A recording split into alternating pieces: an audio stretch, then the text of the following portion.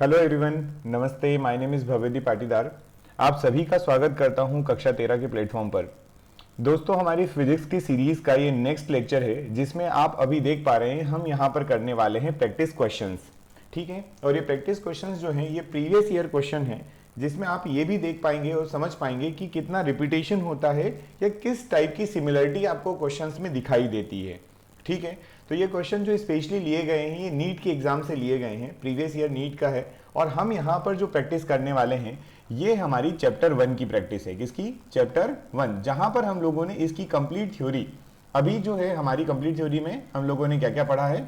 तो dimensional formula पढ़ लिया है हम लोगों ने, यूनिट्स वगैरह हमने यहाँ पर देख ली है, मात्रक क्या होते हैं, हमने यहाँ पर सिग्निफिकेंट फिगर्स भी देख लिए हैं और राउंडिंग ऑफ देख ली है। ठीक है, तो इतनी चीजें आप देख चुके हैं, इसी के बेसिस पर ये क्वेश्चंस लिए गए हैं। इसमें एक एरर वाला पार्ट और बचा हुआ है। एरर वाले पार्ट की हम बात करें तो जब हम एरर का कंटेंट पूरा पढ़ लेंगे तो उसके भी मैं आपको प्रैक्टिस क्वेश्चंस करवा दूंगा। ठीक है, तो अभी हम स्टार्ट करते हैं हमारे इस सेशन में। जो हमारे जितना टॉपिक हमने YouTube पे ऑलरेडी पढ़ लिया है उस टॉपिक से रिलेटेड क्वेश्चन यहाँ पर सॉल्व करेंगे। ठीक है, तो चलिए सबसे पहले क्वेश्चन लेते हैं। यहाँ पर आपके पास लिखा है ऊष्मा चालकता का मात्रक क्या है। राइट, आपको यहाँ पर मैंने दोनों मीडियम में क्वेश्चन लिए हुए हैं, आपको यहाँ पर हिंदी और इंग्लिश दोनों में मिलेंगे क्वेश्चन। ऊष्मा चालकता का मात्रक पूछा है, यूनिट ऑफ थर्मल कंडक्टिविटी पूछी गई है यहाँ पर। तो आपको पता है कि जब आप हीट वाला चैप्टर पढ़ते हैं तो वहां पर लिखते हैं हीट Q इक्वल्स टू क्या होता है वो Ka del T into time divided by length. ये आपका वहां पर स्टैंडर्ड फॉर्मूला होता है। राइट, तो अभी यहां से आपका जो K लिखा हुआ है K, तो ये जो थर्मल कंडक्टिविटी है ना इसे हम रिप्रेजेंट करते हैं K से। ऊष्मा चालकता जो है ये दिखाई जाती है K से। तो आपको इसको K का डायमेंशनल फॉर्मूला बताना है। तो हम यहाँ पर इसको थोड़ा सा रीअरेंज करते हैं, K को इसी साइड रहने देते हैं, बाकी सारी क्वांटिटी इधर लाते हैं। तो ये बन जाएगा Q into L divided by आपका A, यहां से टाइम T, और ये आपका टेम्परेचर डिफरेंस। तो ये आपके पास क्या बन गया, ये आपका बन गया K। अब बस जब आपके पास K आ गया है तो आपको इसका डायमेंशनल फॉर्मूला या मात्रक लिखना है। अभी डायमेंशनल फॉर्मूला भी नहीं पूछा, सॉरी, यहाँ पर तो केवल मात्रक पूछा गया है, यूनिट पूछी गई। तो बड़ी आसान है, क्योंकि जब आप यूनिट लिखेंगे तो आप लिखेंगे जूल, लेंथ मतलब मीटर लिखेंगे, डिवाइडेड बाई ये जो है आपका एरिया है, एरिया मतलब मीटर स्क्वायर, फिर आप लिखेंगे टाइम को सेकेंड, और फिर आपका ये टेम्परेचर डिफरेंस है तो एसआई में आप इसको केल्विन लिखेंगे। अब आपको ये पता है कि इस तरीके से आपको कुछ दिखाई दे रहा है, तो देखिए सी ऑप्शन देखिए और बी ऑप्शन देखिए। सी और बी में आपको कुछ चीजें दिखाई देंगी जो जूल से रिलेट कर रही है ना। तो आप देखिए क्या आपका मात्रक मैच कर रहा है, क्या आपका जो आपने यूनिट बनाई है मैच कर रही है। आप देखेंगे कि वो मैच नहीं कर रही है, तो हम यहाँ पर थोड़ा सा और इसको अपडेट करेंगे। क्या आपको ये बात पता है कि जूल पर सेकेंड जो होता है, जूल पर सेकेंड जो होता है वो वॉट होता है ना। वो जूल पर सेकेंड जो होता है वो क्या होता है, वॉट। और यहां से एक m से ये m कैंसिल आउट हो जाएगा, तो क्या मैं इसको बोल सकता हूं कि it is your watt divided by metre into kelvin. Clear है, watt divided by metre into kelvin. क्या आपको ऐसा दिखाई दे रहा है कोई यूनिट में? तो देखिए ये तो हो नहीं सकते क्योंकि जूल आ गए हैं इसमें। और आपका फर्स्ट और फोर्थ देखिए, यहां पर वॉट और मीटर के ऊपर कोई माइनस नहीं है, जबकि जब आप इसको लिखोगे तो क्या लिखोगे, what metre inverse kelvin inverse. तो इस हिसाब से इसका जो करेक्ट आंसर होगा वो क्या होगा, ये होगा a, watt metre inverse kelvin inverse. समझ में आया? पहले क्वेश्चन का आंसर आपको क्लियर है क्या, कैसे होगा आपने समझ पाए? अब यहां से मैं आपको एक चीज एडिशनल और बता देता हूं कि अगर इसका डायमेंशनल फॉर्मूला भी पूछा होता, क्या पूछा होता, विमीय सूत्र पूछा होता, डायमेंशनल फॉर्मूला अगर पूछे तो आप इसको भी आसानी से बता पाएंगे। कैसे डायमेंशनल फॉर्मूला कैसे निकालोगे? तो देखो ये यूनिट है, यूनिट से आप निकाल सकते हैं। जैसे जूल को आप लिखते हैं mL2T-2, ठीक है, डिवाइडेड बाई ये बचा आपका मीटर, मीटर का मतलब लेंथ, टाइम का मतलब T, और आपका केल्विन का मतलब है यहां पर थीटा। थीटा ले सकते हैं, केल्विन भी ले सकते हैं। तो एक L से आपका ये क्या हो जाएगा, L कैंसिल आउट हो जाएगा, और ये जो नीचे T है ये जब ऊपर जाएगा तो माइनस का हो जाएगा, तो ये बनेगा mL T की पावर -3 और थीटा की पावर -1। तो ये आपका इसका डायमेंशनल फॉर्मूला भी बन जाएगा। अगर आपको K का डायमेंशनल फॉर्मूला भी चाहिए तो भी आप यहां से इसको बना सकते हैं यूनिट से। किससे बना सकते हैं, यूनिट से। ठीक है ये बात। चलिए आगे बढ़ते हैं नेक्स्ट क्वेश्चन। देखिए अगला हमें लिख के दिया है मुक्त आकाश में विद्युतशीलता, मुक्त आकाश में विद्युतशीलता एप्सिलॉन नॉट का यूनिट क्या होगी। मतलब आपसे ये पूछा गया है कि what is the unit of permittivity of free space. आप इसको किससे डिनोट करते हैं, एप्सिलॉन नॉट से। तो आपको क्या करना रहता है, जब भी ऐसे क्वेश्चन आते हैं, ये यूनिट का क्वेश्चन है, तो यूनिट के क्वेश्चन में आप पहले तो अपना एक फॉर्मूला ढूंढिए जिसमें आपको एप्सिलॉन नॉट मिलता है। क्या मिलता है, एप्सिलॉन नॉट। तो एप्सिलॉन नॉट किस फॉर्मूले में मिलेगा, क्या मुझे पता है कि फोर्स इक्वल्स टू होता है 1/4 pi epsilon naught into Q1 Q2 divided by R square. तो यहां से आप क्या बोल सकते हैं, अगर मुझे एप्सिलॉन नॉट की वैल्यू चाहिए तो एप्सिलॉन नॉट को मैं इधर ले जाता हूं और फोर्स को मैं नीचे ले आऊंगा। तो क्या ये इस प्रकार से लिखा जा सकता है, epsilon naught equals to 1/4 pi F, 4 pi F into Q1 Q2 divided by R square. ठीक, अब आपको यूनिट पूछी है तो आप इसकी यूनिट लिखिए। देखिए 4 पाई की यूनिट तो आप वैसे तो रेडियन लिख सकते हैं, लेकिन आपको ऑप्शन में कहीं रेडियन नहीं दिख रहा तो छोड़ दीजिए। तो ये क्या हो गया, 1/न्यूटन, क्या हो गया, फोर्स का न्यूटन इंटू ये चार्ज लिखे हैं, ये आवेश है, ये क्या है आपके आवेश, या इसको आप कहते हैं चार्ज। और चार्ज की जो यूनिट होती है, चार्ज की जो यूनिट होती है वो होती है कूलम। वो क्या होती है, कूलम होती है। तो यहां से मैं लिख दूंगा कूलम। ठीक है, तो आपका ऊपर क्या हो जाएगा, ये हो जाएगा कूलम डिवाइडेड बाई ये नीचे है आपका डिस्टेंस, डिस्टेंस का मतलब मीटर स्क्वायर। तो क्या इसका ऐसा बनाया जा सकता है, coulomb per Newton metre square.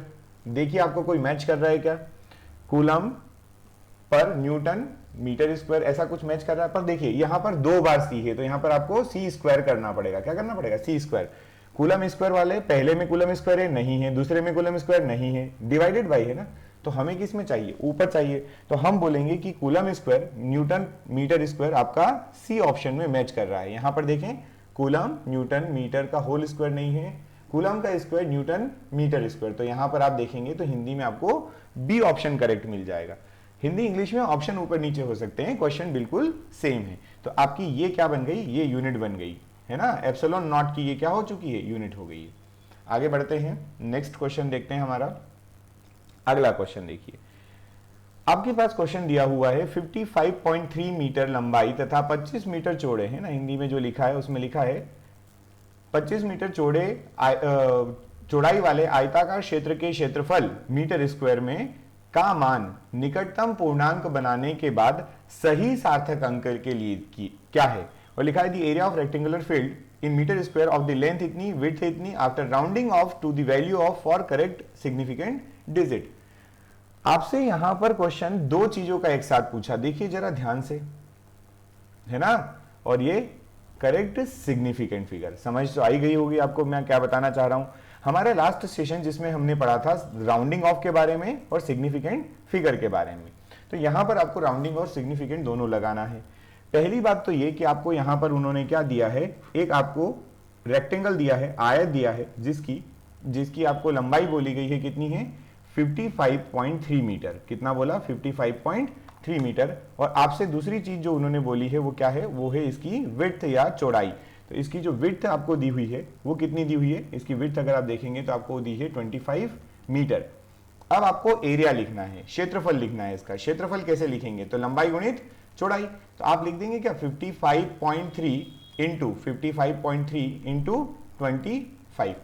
मैंने आपको थोड़ा सा समझाया है कि अगर आपको ऐसा जब भी क्वेश्चन आ जाता है कि आपको मल्टीप्लाई करना होता है 25 के साथ, किसके साथ, 25 के साथ, तो आप कोशिश करिए कि आप उसमें 4 का मल्टीप्लाई कर दें और 4 से ही डिवाइड कर दें। लेकिन यहाँ पे क्या ये बेनिफिशियल होगा, तो थोड़ा सा दिक्कत देगा क्योंकि यहाँ पर ये दशमलव है। तो आप कोशिश करें इसका ही मल्टीप्लाई कर दें, है ना, इसी का मल्टीप्लाई कर दें। तो अगर इसका हम मल्टीप्लाई करेंगे तो देखें हमारे पास क्या आता है, इसको हम लोग इरेज कर रहे हैं अभी। ठीक, हमारे पास इसका मल्टीप्लाई करने पर जो डेटा आ रहा है वो आ रहा है 1382.5। ठीक, अब यहां पर ध्यान दीजिए, क्वेश्चन आपसे पूछा गया है कि राउंडिंग ऑफ करके सही बताइए आप, तो हमें, है ना, राउंडिंग ऑफ करो और फिर बताओ कि सही है या नहीं है। तो आपको यहां पर 2 रूल याद रखना पड़ेंगे। कितने, 2 रूल। आपको एक ये याद रखना पड़ेगा कि आपने जो क्वेश्चन लिया है उसमें, आपका जो क्वेश्चन है उसमें मिनिमम जो है आपके ये सार्थक अंक या सिग्निफिकेंट फिगर कितने हैं, आपको यहाँ पर क्या ध्यान देना पड़ेगा कि सिग्निफिकेंट फिगर कितने हैं, जो वो पढ़ लोगे आप तो आपको ऑटोमेटिकली इसका आंसर आ जाएगा। मिनिमम सिग्निफिकेंट फिगर जो इसके होते हैं, न्यूनतम सार्थक अंक होते हैं, वही हमारा आंसर होता। तो इसका सार्थक अंक देखें तो यहां पर कितने सिग्निफिकेंट फिगर है, 3 सिग्निफिकेंट फिगर। अगर आपको सार्थक अंक निकालते नहीं आते तो प्रीवियस वीडियो में सारे रूल्स के साथ मैंने पढ़ाए, आप वहां से देख सकते हैं। ये 25 है, 25 मतलब यहां पर 2 सार्थक अंक है ना। ये कहां पर मिलेगा सार्थक अंक, आपको लेक्चर नंबर 7 में, लेक्चर 7 में मिल जाएगा। ठीक, अब आपको क्या करना है, आपको क्वेश्चन चाहिए आंसर, कि आपको बताना है कि 2 सिग्निफिकेंट फिगर में आंसर कितना होगा। तो इसको 2 सिग्निफिकेंट फिगर में जब आप चेंज करोगे तो देखिए 5 रिमूव होगा, लेकिन इसके पहले इवन नंबर है तो ये बनेगा 1382। क्लियर, फिर 2 को रिमूव करोगे तो ये बन जाएगा 138, फिर 8 को रिमूव करोगे तो ये बन जाएगा 14, है ना, 14 बना। लेकिन आप मुझे बताइए क्या 14 और 1382 में डिफरेंस नहीं है? ये तो आपका थाउजेंड्स में है, हजारों में है, और ये तो 14 आ गया।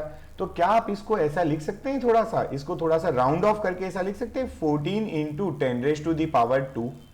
बोलो हाँ या ना, आप इसको लिख सकते हैं, क्योंकि यहां पर हमें थोड़ा सा आंसर्स देखना पड़ेंगे। जैसे यहां पर कितने सिग्निफिकेंट फिगर हैं, 4 सिग्निफिकेंट फिगर, ठीक है।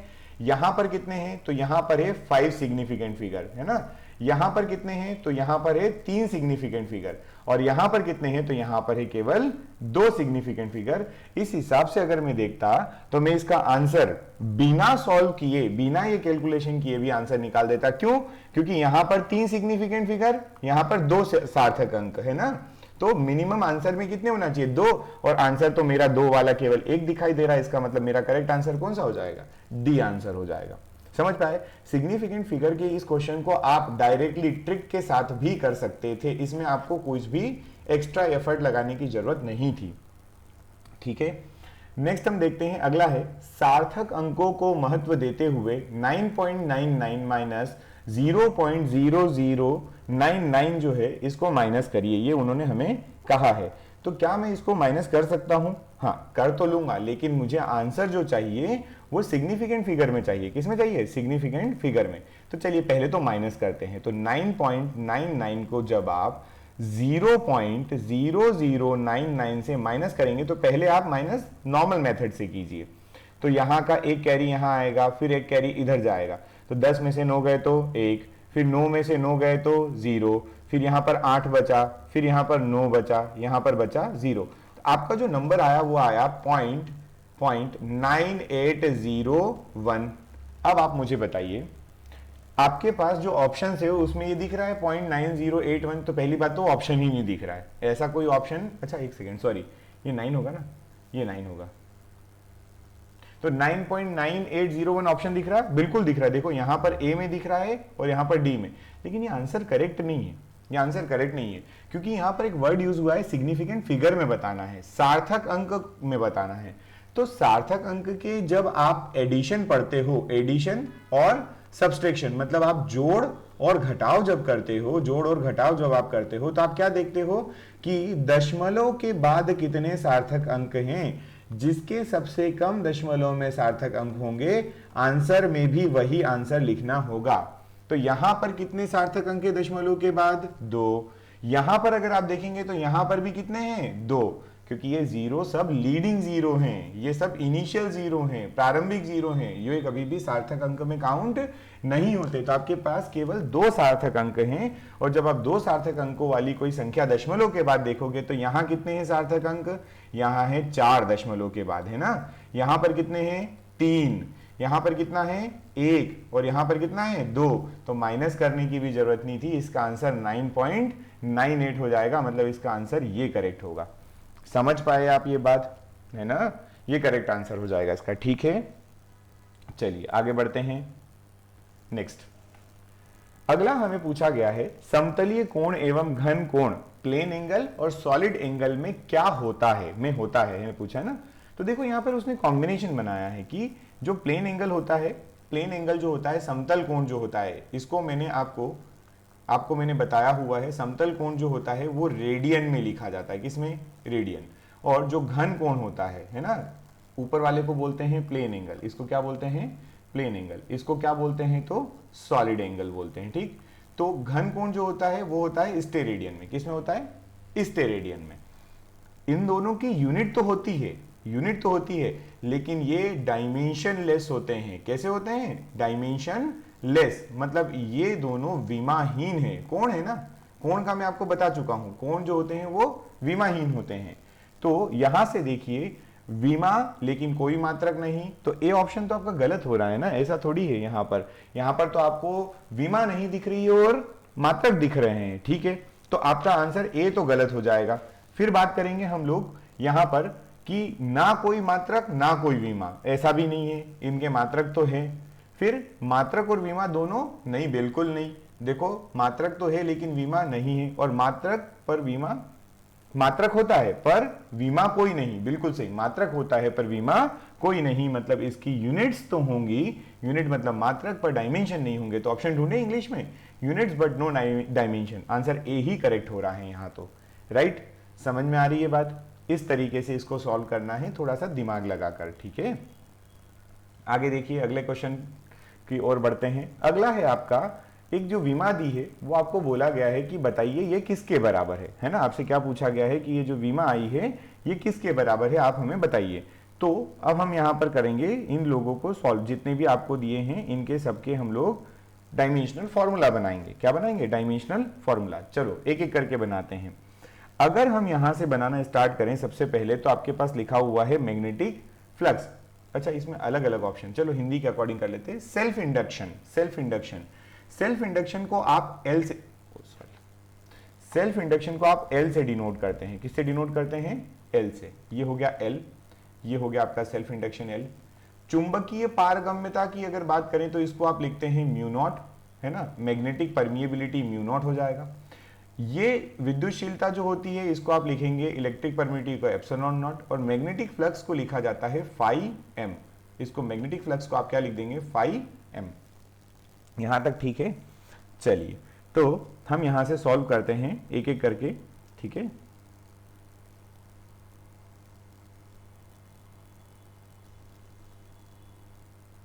चल देखो,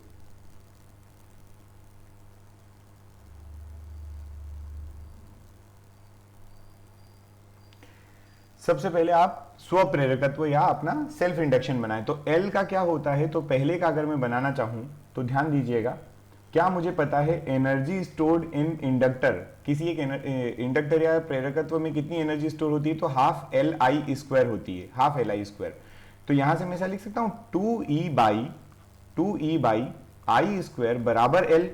मुझे एल का चाहिए तो ई क्या है, एनर्जी है, एनर्जी को मैं क्या लिखूंगा, mL2T माइनस 2 डिवाइडेड बाई, ये हमारा क्या है, करंट है। करंट को मैं किससे लिख सकता हूं, मैं इसको लिख सकता हूं एम्पियर से या आई से, और ये 2 का तो कोई डायमेंशनल फॉर्मूला होता ही नहीं, तो क्या यहां से बना दें, ये बनेगा mL2T माइनस 2 इंटू ए की पावर माइनस 2।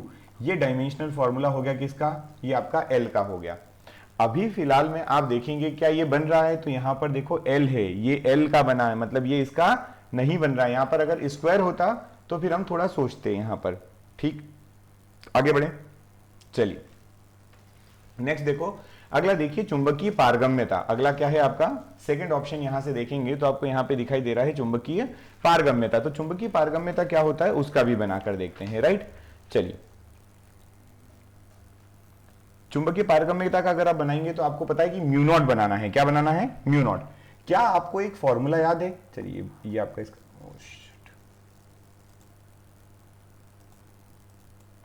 क्या आपको यहां से एक फॉर्मूला याद है, आप जो है फोर्स बराबर, क्या बराबर, force equals to mu naught into I1I2 divided by 2R, ये एक फॉर्मूला आता है, ठीक है। तो अगर हम इसको ठीक ठाक लिखे तो मुझे म्यू नॉट चाहिए, क्या चाहिए, म्यू नॉट। तो मैं ऐसा लिख सकता हूं 2 into F into R divided by I1 into I2। Force का क्या होगा, 2 का तो बनेगा नहीं, 2 का तो डायमेंशनल फॉर्मूला नहीं बनता, MLT माइनस 2, आर का बन गया L, मतलब लेंथ है, और ये है आपका एम्पियर इंटू एम्पियर।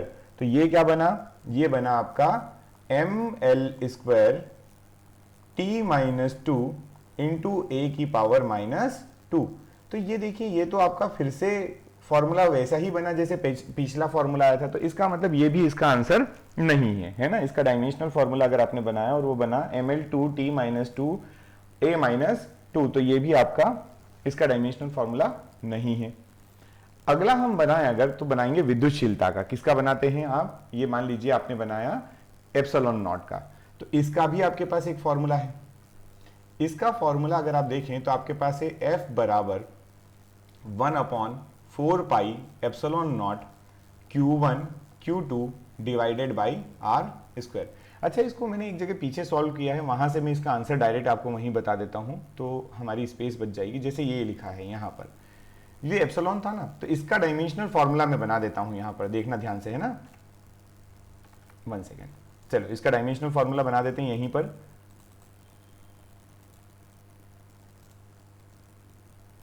देखो,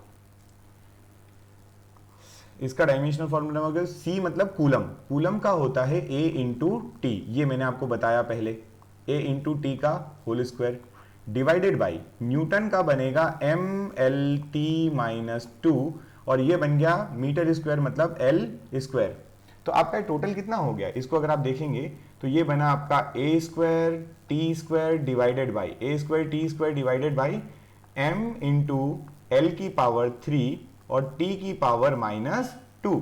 जब इसको आप सॉल्व करोगे तो इसको आप सॉल्व करने पर क्या पाएंगे, आप पाएंगे m की पावर -1, m की पावर -1, l की पावर 3 नीचे है, ऊपर जाएगा तो l की पावर -3। एक सेकेंड, इसको फिर ठीक है, 1 सेकेंड, है ना। ये बन रहा है m की पावर -1, L की पावर ऊपर जाएगी तो -3, ऊपर ऑलरेडी t की पावर -2 है। क्या है, t की पावर -2 है, सॉरी +2 है, नीचे से -2 जाएगा तो ये बन जाएगा t की पावर 4। कितना बन रहा है, t की पावर 4, और ये a ऑलरेडी ऊपर है तो ये हो गया आपका a स्क्वायर। ठीक, अब ये जो फॉर्मूला बना है ये हम वहां पर डायरेक्टली यूज कर लेंगे हमारे क्वेश्चन में। ठीक है, एप्सिलॉन नॉट ही था, यहां पर भी देखो ये एप्सिलॉन नॉट है, इसी का तो चाहिए हमें। देखो यहां लिखा है, ये रहा, ये एप्सिलॉन नॉट का चाहिए ना। तो एप्सिलॉन नॉट का फॉर्मूला मैं वहां से अगर डायरेक्ट देखूं तो एप्सिलॉन नॉट का फॉर्मूला हमारा क्या होता है, वो होता है एप्सिलॉन नॉट का फॉर्मूला m की पावर -1, l की पावर जो है वो था -3, t की पावर 4 और a की पावर 2। ये फॉर्मूला है। क्या ये मैच कर रहा है इससे, बिल्कुल नहीं कर रहा, मतलब ये सी ऑप्शन भी काम नहीं दे रहा है। अब बचा हमारे पास यहां पर फ्लक्स, क्या बचा, फ्लक्स। कौन सा फ्लक्स, चुंबकीय फ्लक्स, है ना। यहां पर मैग्नेटिक फ्लक्स की बात हो रही है, तो मैग्नेटिक फ्लक्स इसका करेक्ट आंसर हो जाएगा। ये बाय डिफॉल्ट अब आंसर हमारा आ चुका है। हम देखें अगर, तो हमारे पास जो करेक्ट आंसर होगा वो क्या होगा, मैग्नेटिक फ्लक्स, है ना।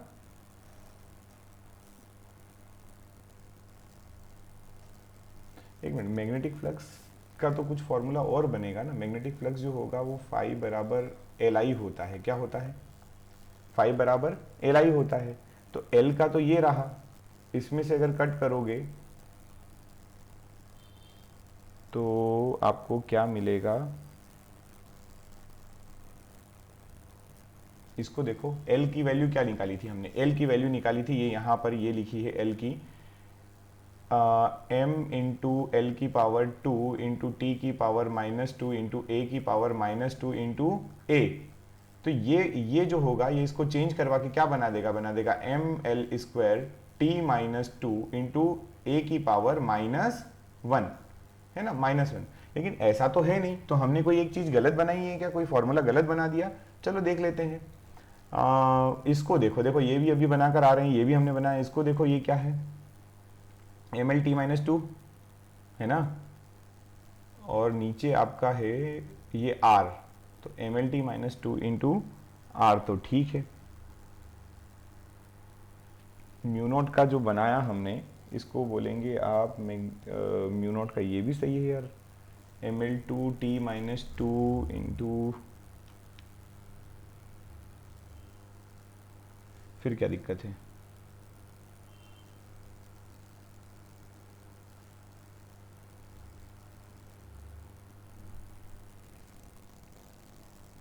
अरे ये क्यों आएगा, फोर्स बराबर दो वायर पे जो फोर्स लगता है अपन टू, ये नहीं आएगा यार, ये नहीं आएगा यहाँ। तो आपके लिए ये वाला फॉर्मूले में L कैंसिल हो जाएगा, L कैंसिल होगा मतलब L की पावर 1 रहेगी। तो हमारा आंसर पहले ही आ चुका था। हमारा म्यू नॉट जो है ना चुंबकीय पारगम्यता, वो इसका करेक्ट आंसर है। ठीक है, मैग्नेटिक परमिएबिलिटी जो है इसका करेक्ट आंसर होगा, क्योंकि R नहीं आता ना फॉर्मूले में। ठीक है, ये थोड़ा कंफ्यूजन हो गया था, ध्यान रखना, ये फॉर्मूले में R नहीं आता है, डायरेक्ट होगा। ठीक, चलिए आगे बढ़े। नेक्स्ट देखो, अगला क्वेश्चन जो लिखा है यदि E तथा G क्रमशः ऊर्जा, E तथा G क्रमशः ऊर्जा और किसको प्रदर्शित कर रहे हैं, वो प्रदर्शित कर रहे हैं गुरुत्वाकर्षण नियतांक G। तो E बाई जी पूछा गया है आपसे, क्या पूछा है, E बाई जी निकालो। तो देखो एनर्जी का तो आप बहुत आसानी से निकाल लोगे, गुरुत्वाकर्षण का जो अगर निकालना होगा तो क्या लिखोगे, F बराबर G m1 m2 by R square. तो G का कितना बन जाएगा, G का बनेगा F R square divided by m1 into m2। इसका बना दो आप M L square, sorry M L T minus two, और इसका एल स्क्वायर और आ जाएगा, तो ये बन गया एल स्क्वायर। नीचे इसका आ गया आपका मास इंटू मास। तो आप इसको जब ठीक से सॉल्व करके लिखोगे तो m की पावर -1, क्यों, क्योंकि यहां पे 1 है, ये m से ये m कैंसिल आउट हो जाएगा, l की पावर 3, t की पावर -2, ये बन गया गुरुत्वाकर्षण नियतांक का। अब आपको क्या चाहिए, आपको चाहिए E by G, E by G. E कितना है, तो एनर्जी का बनता है M L square T minus two. इसका कितना बनता है E बाई जी का, तो E का हो गया आपका M L T minus two और M L square T minus two, और इसका बन गया m की पावर -1, l की पावर 3 और t की पावर -2।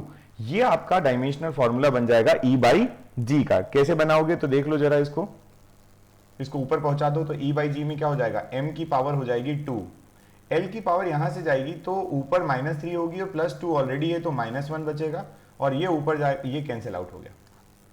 ठीक है क्या, तो इस हिसाब से अगर हम देखें तो m स्क्वायर l -1 मुझे बी ऑप्शन में दिखाई दे रहा है, m स्क्वायर l -1 मुझे यहां पर डी ऑप्शन में दिखाई दे रहा है। तो E बाई जी का अगर डायमेंशनल फॉर्मूला हमसे कोई पूछेगा, E बाई जी का डायमेंशनल फॉर्मूला क्या होगा, तो हम बता देंगे उसे, E बाई जी का जो डायमेंशनल फॉर्मूला होगा वो इसका आंसर आपका बी करेक्ट हो जाएगा। ठीक है, बढ़े आगे।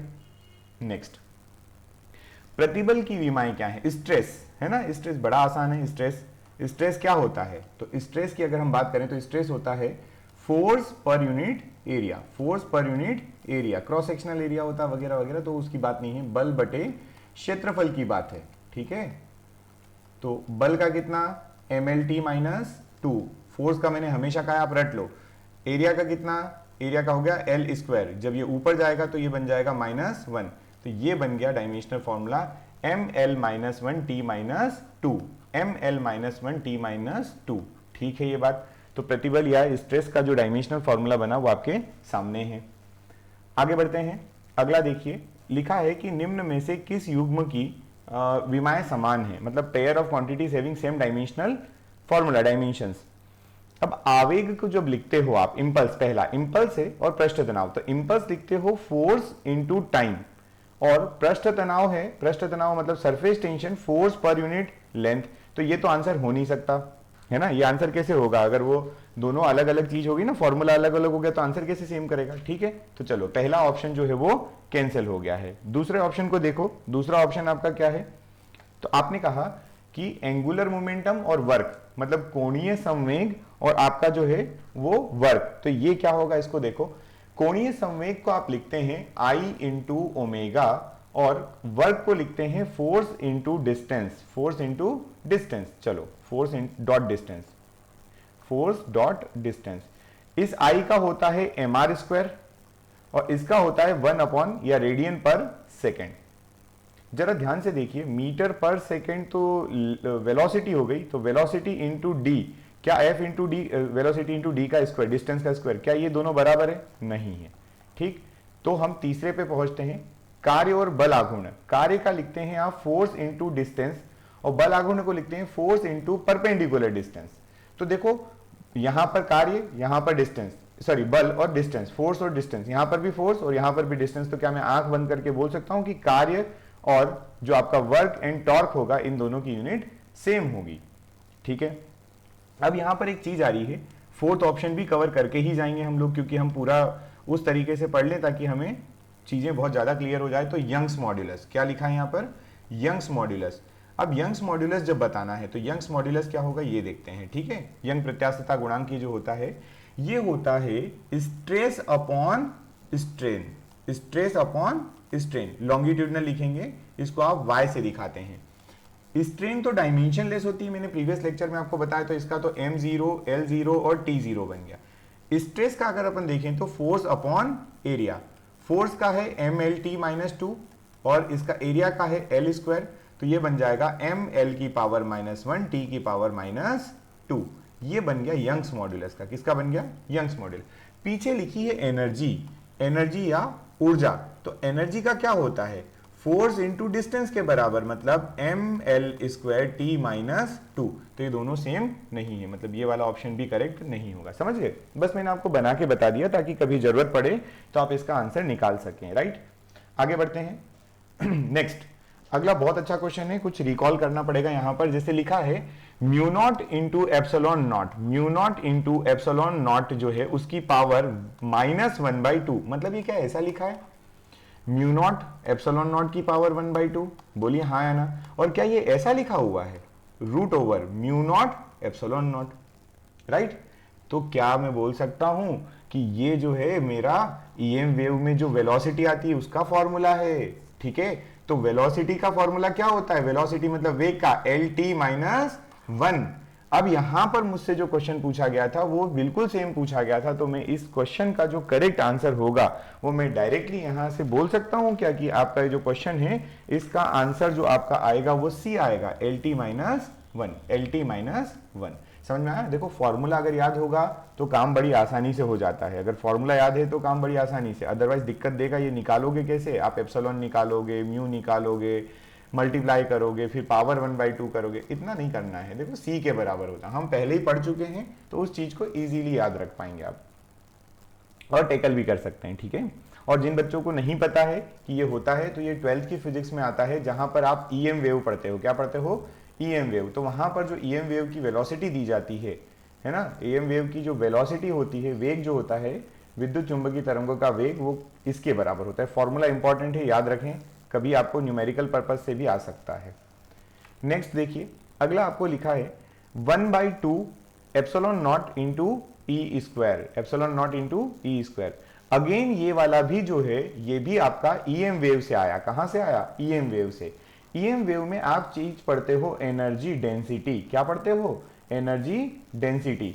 एनर्जी डेंसिटी जो पढ़ते हो उस एनर्जी डेंसिटी में ये यूज होता है। ठीक, एनर्जी डेंसिटी में क्या करोगे, देखो आपका एनर्जी डेंसिटी बराबर होता है 1/2 एप्सिलॉन नॉट इंटू E²।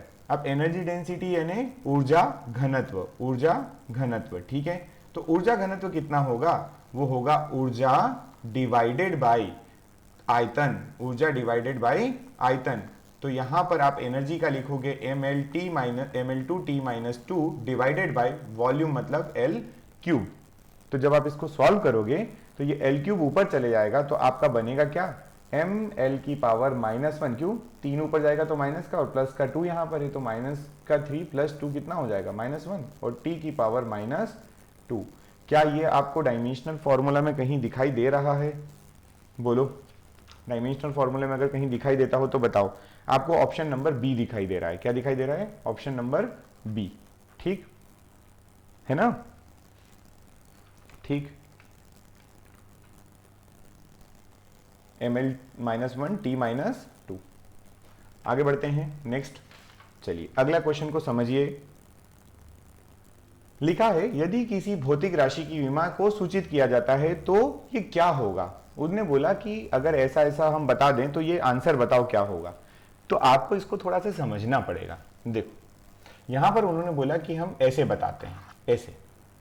ठीक, अब अगर मैं A की वैल्यू 1 रख, B की वैल्यू 0 रखूं और C की वैल्यू -1 रखूं, तो क्या वो वेलोसिटी बन जाएगा। मतलब अगर हम लोग A 1 रखें, B 0 रखें, C -1 रखें, तो क्या वो वेग बन जाएगा। क्या a 0 रखें, b -1 रखें, c -2 रखें तो बल बन जाएगा? तो आपको ये बताना पड़ेगा, ये आपको बताना पड़ेगा, और इस वजह से आप सभी के डायमेंशनल फॉर्मूला लिख लो, एक बार में आंसर खत्म हो जाएगा। जैसे मैं लिखता हूं सबसे पहले फोर्स का होता है mlt-2। दूसरा मेरे पास यहां पर वेलोसिटी है, वेलोसिटी का मैं लिखता हूं lt-1। तीसरा देखिए आपके पास लिखा हुआ है प्रेशर, प्रेशर का लिखते हैं आप ml-1t-2। ठीक है, ये मैं सब बना रहा हूं। प्रेशर का कैसे बनाया? तो फोर्स अपॉन एरिया से बनाया। फिर है एक्सेलरेशन, एक्सेलरेशन को आप लिखते हो lt⁻²। अब आप यहां से मैच करो, देखो फोर्स में क्या m 0 होता है? क्या a की पावर 0 है? m की पावर 0 है, तो a ऑप्शन नहीं होगा, फोर्स नहीं बनेगा। वेलोसिटी देखो, वेलोसिटी में m की पावर 0 है, m की पावर 0, l की वैल्यू 1 और t की पावर -1, तो वेलोसिटी में a 0 है क्या? नहीं, तो ये ऑप्शन भी गलत। देखो वेलोसिटी मतलब वेग में a 0 होना चाहिए, क्योंकि यहां पर क्या है, m 0 है, लेकिन यहां तो a की वैल्यू वो 1 दे रहा है। ये देखो a की वैल्यू कितनी दे रहा, 1, तो ये भी गलत हो जाएगा। तीसरा फिर देखिए आप, जैसे प्रेशर लिखा है, दाब है ना, प्रेशर, तो प्रेशर में a की वैल्यू 1, b की -1 और c की -2, a की वैल्यू 1, b की -1 और c की -2, मतलब यहां पे दाब जो है इसका करेक्ट आंसर है, प्रेशर इसका करेक्ट आंसर है। चौथा भी चेक कर लेते हैं, क्या गलत है क्या ये? तो देखो एक्सेलरेशन को आप क्या लिखोगे, m0 l t की पावर -2, तो एक्सेलरेशन में तो इसने m की 1 ही दे दी, एक्सेलरेशन त्वरण में m1 दे दिया, मतलब ये ऑप्शन भी करेक्ट नहीं होता। तो इसका करेक्ट आंसर जो है वो क्या है, वो इसका करेक्ट आंसर प्रेशर है, इसका करेक्ट आंसर दाब होगा। समझ चुके होंगे आप शायद कि ऐसे आपको बना के लिखना है। ठीक है, आगे बढ़ते हैं, अगला क्वेश्चन देखिए।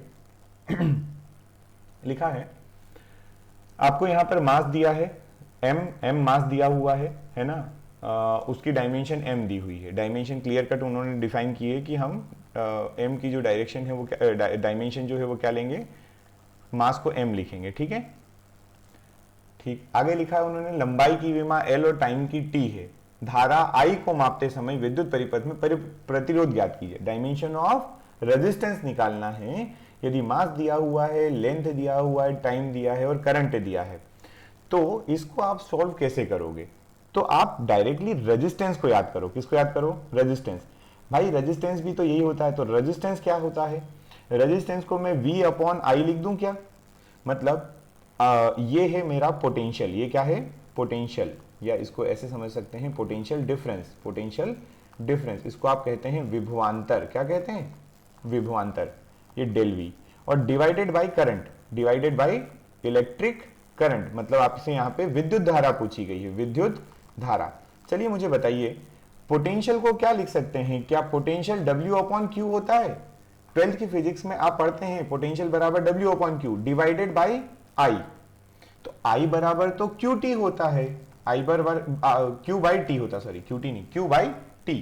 तो यहां से हम बोल सकते हैं W डिवाइडेड बाय, देखो T नीचे है, ऊपर चले जाएगा तो वो बन जाएगा T, और ये बन जाएगा Q इंटू Q। बस आप इसका डायमेंशनल फॉर्मूला लिखिए। वर्क का लिखते हैं ml2t-2, और टाइम का हो गया T, डिवाइडेड बाई इसका होता है AT, मैंने आपको ऑलरेडी बताया है, तो ये 2 बार है इसलिए इसका स्क्वायर, यहां से भी स्क्वायर आ जाएगा, यहां से भी स्क्वायर आ जाएगा, इसको हटाओगे तो जब ये ऊपर ले जाओगे तो बनेगा m, l की पावर 2 ही रहेगी, यहां पर t की पावर 1 और -2, -1, और ये ऊपर और चली जाएगी तो t की पावर -3, और यहां से a की पावर ऊपर जाएगी तो -2। तो क्या मैं यहां से रेजिस्टेंस का जो आपसे पूछा गया था, रेजिस्टेंस का डायमेंशनल फॉर्मूला बना पाया? आप ढूंढिए, है ना, आप ढूंढिए कि कौन सा आंसर इसका करेक्ट है। तो ml2t-3 ये दिख रहा है आपको, ये C, I की पावर -2, ml2t-3, इसका करेक्ट आंसर A हो जाएगा। देखो ये A की जगह इन्होंने I लिख दिया है, क्या कर दिया, A की जगह I। मैंने आपको पहले पढ़ाते समय ये बात बताई है कि अगर वो A नहीं लिखते हैं तो I भी लिख सकते हैं, राइट। चलिए आगे बढ़ते हैं, अगला देखते हैं क्वेश्चन। प्लांक नियतांक और जड़त्व आघूर्ण की विमाओं का अनुपात इसमें से किसके समतुल्य होगा? मतलब वो बोल रहा है कि पहले तो आप प्लांक अनुपात लिखिए, क्या लिखिए, प्लांक कांस्टेंट लिखो, प्लांक कांस्टेंट डिवाइड आप करो किससे, जड़त्व आघूर्ण से, मतलब मोमेंट ऑफ इनर्शिया I से, और वो बोल रहा है कि जो डायमेंशन बनेंगे वो किसके बराबर होगा। तो चलो करते हैं, E equals to H nu या एच एफ अब जानते हैं। तो H बराबर क्या हो गया, एनर्जी बटे फ्रीक्वेंसी। एनर्जी होता है mLT-2 डिवाइडेड बाय फ्रीक्वेंसी का मतलब है t की पावर -1। तो ये बना ml और देखो t की पावर ऊपर जाएगी तो +1 हो जाएगा, तो ये बन जाएगा -1। -2 में से +1 चले जाएगा ना, है ना, या फिर इसको यहीं कट कर दो तो ये बना -1। ठीक, दूसरा मेरे पास है I का मतलब होता है mr²। I का मतलब क्या होता है, ml², mr², तो मास इंटू लेंथ का स्क्वायर। अब वो बोल रहे हैं इन दोनों का अनुपात निकालो। क्या निकालो, अनुपात निकालो। तो मैं एक काम करता हूं, दोनों का पहले अनुपात निकालता हूं। ये है मेरा ml t की पावर -1 डिवाइडेड बाई ml²। ठीक है, m से m कैंसिल आउट, L अगर ऊपर जाएगा तो वो बनेगा L की पावर -1 T की पावर -1। अब ये L की पावर -1 और T की पावर -1 की बात करें तो ये किसका होता है, ये आपको पता करना पड़ेगा। ठीक है, तो क्या मैं ऐसा बोल सकता हूं, अरे यार ये गलती कर दी ना, ये स्क्वायर होता है ना, ये स्क्वायर होता है, तो ये स्क्वायर होगा यहाँ पर, तो ये बनेगा स्क्वायर से स्क्वायर कैंसिल आउट, तो ये पावर 0। ठीक, तो ये बना t की पावर -1। और ये किसका होता है, ये होता है फ्रीक्वेंसी का। किसका होता है, फ्रीक्वेंसी मतलब आपकी आवृत्ति। तो आपका ये जो बना ये किसके बराबर बन जाएगा, तो ये बन जाएगा फ्रीक्वेंसी के बराबर। किसके बराबर आ जाएगा, आवृत्ति के बराबर। समझ गए, वो गलती कर दी थी, ई का जो है वो मैंने वर्क इसका सॉरी अपना फोर्स का लिख दिया था, फोर्स का नहीं आएगा, है ना, ऊर्जा है ना, तो ऊर्जा का लिखना पड़ेगा। नेक्स्ट बात करें अगली, चलिए सार्वत्रिक गुरुत्वाकर्षण नियतांक। आप इसको सॉल्व करेंगे और मुझे आंसर बताएंगे इसका, क्योंकि मैं आपको ये करवा चुका हूं अभी थोड़ी देर पहले मैंने आपको जी का बताया था। आप इसका मुझे आंसर कमेंट बॉक्स में करें। ठीक है, कमेंट बॉक्स में आंसर करें कि सार्वत्रिक गुरुत्वाकर्षण नियतांक का ऑप्शन ए करेक्ट है, बी करेक्ट है, सी करेक्ट है या डी करेक्ट है। जो भी होगा आप ऑप्शन मेंशन कर दें बस वहां पर। ठीक है, चलिए नेक्स्ट इसको पढ़िए जरा। ये दिया हुआ है आपको कि एक फॉर्मूला दिया है और बोला गया है कि इसमें से आप, इस फॉर्मूले में से आप हमें वेग प्रवणता ये है तो शांता गुणांक की विमा बताइए। शांता गुणांक या ये कोफिशिएंट ऑफ विस्कोसिटी की बताना है। तो क्या मैं ऐसा लिख सकता हूं, F बराबर इन्होंने लिखा -ηA dV बाई या del V by del Z। इसको पहुंचा देता हूं उधर, तो F divided by A into dV by dZ बराबर ईटा। माइनस का तो कोई सिग्निफिकेंस है नहीं, माइनस का यहाँ पे कोई मतलब नहीं होता है डायमेंशनल फॉर्मूले में। तो F का mLT-2 डिवाइडेड बाई एरिया का m square, sorry L square, क्या कर रहा हूँ, एरिया का कितना हो जाएगा L स्क्वायर, ये हो गया L स्क्वायर। वेलोसिटी का कितना होता है, तो LT-1 और लेंथ का कितना, तो L। तो ये आपका क्या बन गया, L से L कैंसिल आउट, एक L से ये वाला L कैंसिल आउट हो गया, बचा कितना, तो ये बना m इंटू टी की power -2 divided by L T की पावर -1। जब आप इसको ऊपर ले जाएंगे तो आपके पास आएगा m l की पावर -1 और t की पावर, देखो -1 यहाँ है, जब ये ऊपर जाएगा तो ये प्लस का बन जाएगा, या इसको यहीं से कट कर दो तो ये -1 रह जाएगा। क्या आपको ऐसा कोई ऑप्शन दिखाई दे रहा है, आपको ऑप्शन नंबर हिंदी में अगर आप देखेंगे तो आपको दिखाई दे रहा है शायद डी। हिंदी में आपको क्या दिखाई दे रहा है, डी दिखाई दे रहा है। और अगर आप इसको इंग्लिश में देखेंगे तो इंग्लिश में कहा गया ml, सेम डी है ना, दिख रहा है, डी दिख रहा है। तो आपका करेक्ट आंसर जो हो जाएगा वो क्या हो जाएगा, डी आंसर करेक्ट हो जाएगा इसका, सिंपल। ठीक है, चलिए बढ़े आगे यहां से अगले क्वेश्चन की तरफ।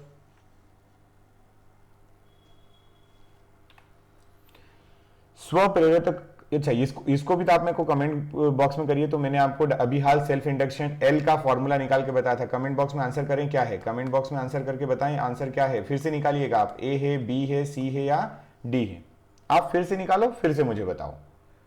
पीछे चीटिंग नहीं करना, वीडियो पीछे जाके नहीं देखेंगे आप फिर से इसको फाइंड आउट करेंगे। ठीक है, चलो अगला लिखा है कि अगर C धारिता है, C क्या है? धारिता, C कैपेसिटेंस है और R जो है वो प्रतिरोध है, तो बताइए C इंटू आर का, किसका? C इंटू आर का डायमेंशनल फॉर्मूला क्या होगा? जरा ध्यान से देखिए, C बराबर Q बाई V होता है क्या? क्योंकि आपको पता है Q बराबर CV होता है। क्या होता है? Q बराबर CV। तो आपका C बराबर Q बाई V। क्या आपको पता है कि I जो R होता है वो V बाई I होता है? क्योंकि आपको पता है V बराबर IR होता है ना? तो आप यहां से C इंटू आर जब लिखेंगे तो C को लिखेंगे Q बाई V, C को क्या लिखेंगे? Q बाई V, और R को क्या लिखेंगे? V by I, V by I। तो V से V कैंसिल आउट, ये विभव है, पोटेंशियल कैंसिल आउट हो गया। Q जो है, Q को लिखेंगे Q, और इसको क्या लिखते हैं आप? इसको लिखते हैं Q बाई T। तो Q से Q भी कैंसिल आउट और बना क्या? T। इसका मतलब इसका डायमेंशनल फॉर्मूला जो बनेगा वो कितना इजी, देखो ऐसे अगर आप करोगे तो बड़ा दिक्कत देगा आपको, ये बड़ी मुश्किल से आप इसको सॉल्व कर पाओगे, लेकिन जब आप इसको इस तरीके से सॉल्व करते हो तो आपका आंसर आ गया T की पावर 1, T की पावर 1। इजी हो गया ना?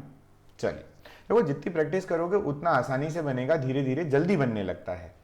अगला क्वेश्चन देखिए, लिखा है P प्रेशर है, P क्या है? प्रेशर। आपको लिखा है C क्या है? वेग, वेलोसिटी। देखो C represents speed, P is the pressure, S क्या बताता है? तो radiation energy striking per unit area per unit second. आपको ये बता रहा है कि पर एरिया पर यूनिट सेकेंड में जो आपका एनर्जी है, एनर्जी सुनना ध्यान से, energy per unit area per unit second, ये बताना चाह रहा है वो, है ना? प्रति एकांक क्षेत्रफल और प्रति एकांक सेकंड में ऊर्जा या ऊष्मा, है ना, इतनी है।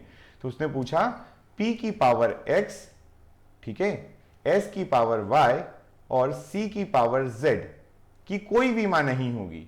इनकी जो है वो कोई विमा नहीं है। तो आपको आंसर निकालना है कि x y z कितने हैं। ऑप्शन में देखो x y z ही पूछा है।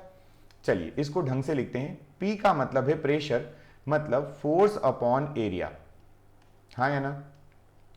इसका मतलब है energy per unit area into time. और C का मतलब है, C का मतलब होता है, मतलब वेलोसिटी, मतलब डिस्टेंस अपॉन टाइम।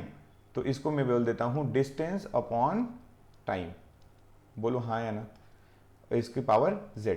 बस आप F को लिखो mLT minus 1 divided by L की पावर 2 की पावर x बराबर, सॉरी यहां बराबर नहीं आएगा, बराबर क्यों आएगा? तीनों मल्टीप्लाई में चल रहे हैं ना, ठीक है।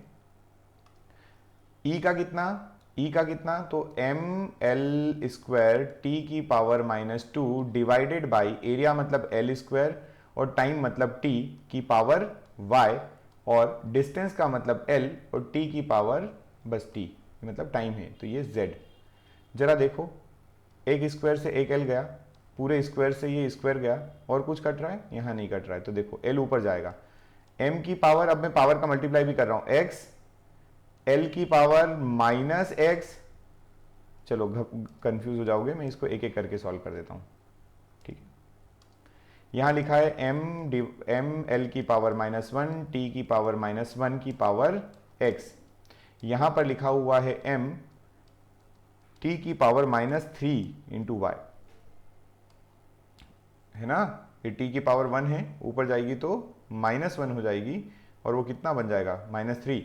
और ये बना है एल टी की पावर माइनस 1 जेड। इसको सॉल्व करो, यहां से बना एम एक्स, एल की पावर माइनस एक्स, टी की पावर माइनस एक्स, एम की पावर वाई, टी की पावर माइनस टी वाई और एल की पावर जेड और t की पावर माइनस z। और ये सब किसके बराबर चल रहा था? m0, l0, t0 के बराबर, राइट? तो आपको क्या करना है, आपको m को एक साथ लिखना है। तो देखो m की पावर x यहां हो गया, m की पावर x यहां हो गया और m की पावर y यहां हो गया, तो पावर क्या होती है? जुड़ जाती है। फिर l की पावर लिखो, l की पावर माइनस x, यहां पर कितनी? तो 0, और फिर कितनी? z, तो ये हो गया z।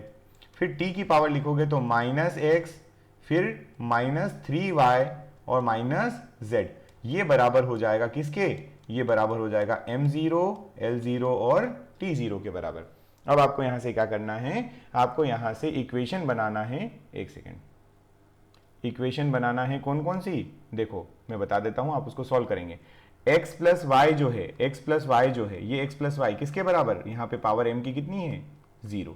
m की पावर को कंपेयर कर लो, l कितना लिखा है यहां पे, माइनस एक्स प्लस जेड, तो वो कितना हो जाएगा, 0 के बराबर, और ये तीसरी टर्म भी 0 के बराबर। क्या इतनी बातें समझ में आई? तो बस इसी तरीके से आपको ये पूरा सॉल्व करना है, ठीक है। आप मुझे इसका आंसर करके बताएंगे इसका ऑप्शन करेक्ट क्या है, राइट। बढ़ते हैं आगे।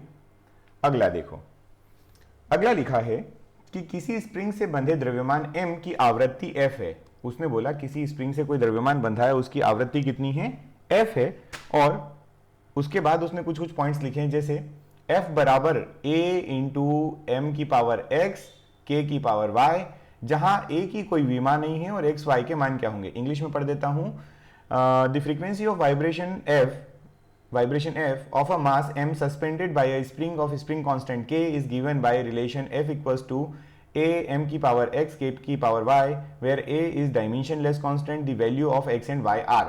बिल्कुल प्रीवियस क्वेश्चन जो ये किया था इसी तरीके से इसको भी करते हैं। देखिएगा यहाँ पे ध्यान से हम लोग इसको किस तरीके से टैकल कर रहे हैं। हमें सबसे पहले दिया है फ्रीक्वेंसी बराबर a इंटू एम की पावर x और k की पावर y। भाई साहब इसको बोला गया है, फ्रीक्वेंसी का मतलब होता है t की पावर -1। इसकी कोई भी डायमेंशन नहीं है, तो m0 l0 t0, a की क्या m0 ल0 t0, इसका m मतलब इसकी पावर x, और y k मतलब क्या है, k का मतलब है स्प्रिंग कांस्टेंट, k का मतलब क्या है, स्प्रिंग कांस्टेंट। तो स्प्रिंग कांस्टेंट जो होता है, स्प्रिंग कांस्टेंट का डायमेंशनल फॉर्मूला क्या होता है, स्प्रिंग कांस्टेंट का डायमेंशनल फॉर्मूला, पहले तो फॉर्मूला चाहिए, तो स्प्रिंग कांस्टेंट का फॉर्मूला जो होता है वो होता है F बराबर kx। क्या होता है, kx। तो k बराबर क्या हो जाएगा, F अपॉन x। तो यहां पर मैं लिख रहा हूं फोर्स मतलब mlt -1 और x मतलब लेंथ की पावर y। तो लेंथ से लेंथ कैंसिल आउट, बच क्या रहा है, m की पावर x, m की पावर y और t की पावर -y, और ये किसके बराबर है, t की पावर -1 के बराबर। आ रही है समझ में, ये है ना, ठीक है। इस तरीके से क्वेश्चन सॉल्व करते हैं, ठीक। तो ये क्या हो जाएगा, जरा ध्यान से देखिएगा, mlt -2, फोर्स का क्या होता है mlt -2, ठीक है, mlt -2, तो ये -2, ये हो गया m की पावर x प्लस y और t की पावर -2y, और यहाँ t की पावर -1, तो t सेम है, तो इनकी -1 बराबर -2y, -1 बराबर कितना हो जाएगा, -2y। तो इनको कंपेयर किया तो माइनस से माइनस कैंसिल, तो y बराबर आया 1/2, y कितना आया 1/2। अब m की पावर कितनी यहाँ पर, x प्लस y, इधर m की पावर कितनी, कुछ नहीं, मतलब m की पावर 0, तो ये 0 के बराबर। अब x प्लस y की वैल्यू हमने निकाली, ये 0, तो x की वैल्यू आई -1/2। तो इसका करेक्ट आंसर आपको क्या ये दिखाई दे रहा है, डी आंसर। समझ में आई? इस तरीके से इस क्वेश्चन को हम सॉल्व करते हैं, ठीक है। आपको जो दिया रहे आप उसको यूज करो, जो दिया रहे उसको यूज करो, जो बोला जाए कि m क्या है, मास, तो मैंने केवल मास लिखा, k क्या है, स्प्रिंग कांस्टेंट, तो स्प्रिंग कांस्टेंट का ये फॉर्मूला यूज किया और यहां पर उसकी वैल्यू लिख दी। फोर्स का क्या, mlt -2, x क्या है, डिस्टेंस, लेंथ, विस्थापन है ना, तो ये l लिख दिया, समझ गए, ऐसा है। आगे बढ़ते हैं। अगला देखिए, लिखा है कि यदि x बराबर at प्लस bt स्क्वायर है ना, यहां पर उसने बोला कि x जो है दूरी है किलोमीटर में, t जो है वो टाइम है, तो b का मात्रक क्या है। क्वेश्चन है x equals to at plus bt square where x is the distance traveled by the body in kilometer while t is the time in second and unit of b is। तो जरा ध्यान से फिर से लिखो, same आपको comparison करना है LHS RHS का, ये बना BT स्क्वायर। जरा ध्यान से मुझे बताओ कि अगर ये है जो डिस्टेंस ट्रेवल्ड है तो मीटर होगा, ये क्या होगा, मीटर। तो भाई साहब मुझे बताओ कि मीटर में आप लीटर तो नहीं जोड़ दोगे ना, लीटर में आप ग्राम तो नहीं जोड़ दोगे, ये तो गलत बात है।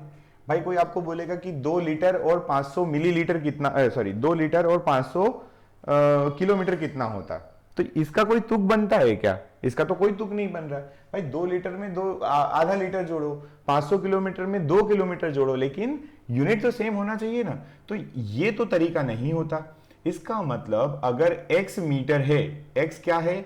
मीटर है, तो आगे जुड़ने वाली चीज AT भी क्या होना चाहिए? मीटर होना चाहिए। और उसके आगे जो जुड़ रहा है BT स्क्वायर, वो भी क्या होना चाहिए? तो वो भी मीटर में होना चाहिए, है ना। सब मीटर में होना चाहिए, किलोमीटर है तो किलोमीटर में होना चाहिए। अब यहां पर आपको दिया है B की पूछी गई है, तो BT स्क्वायर जो है ये किसके बराबर होना चाहिए? L के बराबर, या इसकी जो यूनिट है वो बोली गई है, तो मैं मीटर मीटर बोल रहा हूं आपको, किलोमीटर ले लो, जो दिया है वो ले लो, है ना।